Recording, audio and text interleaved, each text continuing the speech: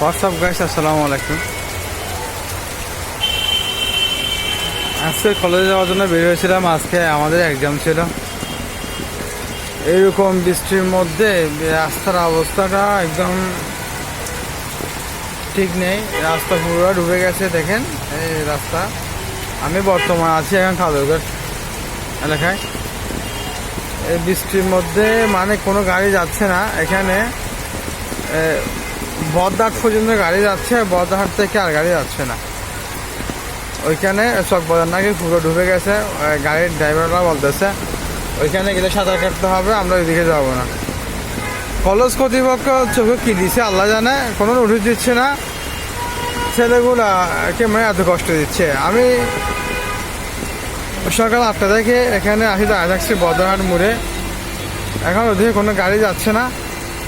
শেষ পর্যায়ে আমি বাড়ি ফিরে চলে যাচ্ছি। কী করবো, পরীক্ষা আর দিব না। কী করবো, পরীক্ষাটা দিব। রাস্তার পানিগুলো দেখেন, রাস্তার পানি। এই ড্রেন দিছে, ফেরার ড্রেন দিয়ে উঠে গেছে। এই ড্রেন রাস্তাতে পানি ড্রেন দিয়ে উঠে গেছে। খরচ কর্তৃপক্ষ কি চোখের মনে হয় কী দিছে আল্লাহ জানে। খরচ কর্তৃপক্ষ চোখের মধ্যে কী দিছে আল্লাহ জানে। চোখ কিছু দেখে না। দেখেন বৃষ্টি কী অবস্থা। গাড়িটা আসতেছে মনে হয় নৌকার মাঝে পাখি আসতেছে, এরকম মনে হচ্ছে। সিএনজি চাইছি, সিএনজি বলতেছে আমি যাবো না। সিএনজিওয়ালাই ঘুরে চলে যাচ্ছে। আমাকে ডাক দিচ্ছে যেন ওদিক দিয়ে চলে যাচ্ছে। কী অবস্থা, যেমন নাকি এখানে ড্রেস চলতেছে।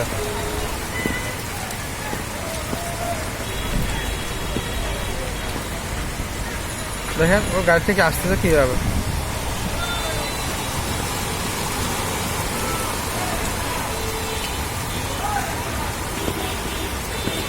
এটা হচ্ছে বর্তমান চট্টগ্রামের এই অবস্থা। চট্টগ্রামের অবস্থা অনেক ভয়াবহ, খুবই ভয়ঙ্কর। দেখেন এটা হচ্ছে চট্টগ্রামের অবস্থা। দেখেন কেমন লাগতেছে, মানুষের জীবনগুলা কেমনে যাচ্ছে।